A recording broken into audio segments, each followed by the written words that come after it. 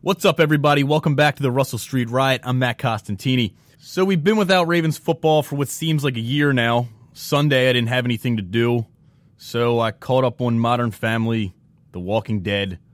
Oh yeah, and Mark Sanchez returning to the hapless mistake of a SoCal scrub we always knew he was.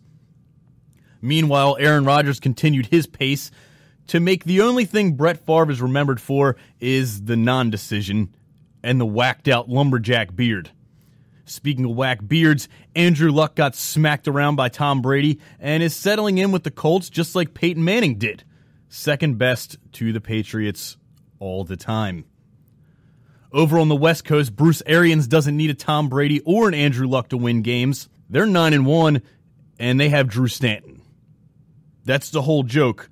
Drew Stanton is the first-place quarterback in a division with the reigning Super Bowl champs and the San Francisco 49ers, who have been in the NFC Championship game the last 50 years. 9-1 is all well and good, but why win all those games when you can just be in the NFC South and go 4-6 to top your division? The New Orleans Saints and the Atlanta Falcons are on their way to hosting a playoff game with a losing record. Yes, the League of Parity is at the pinnacle of its greatness because it's wallowing in mediocrity. And no one is benefiting more than Who Dat Nation. The only thing we know Drew Brees for in Baltimore is breaking Johnny U's consecutive games with a touchdown pass record.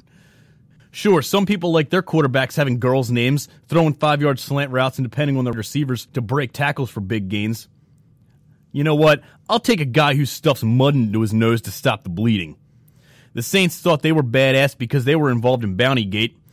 Lesser known fact, Bountygate was a sport created by Ray Lewis, Ed Reed, Bart Scott, and Jared Johnson because they enjoyed inflicting pain on their opponents, not because their scumbag coach paid them for it, because they loved it. Monday night, Who Dat Nation is going to be begging for the Ravens to head back to the bus station because the Ravens are on a path of NFC South destruction.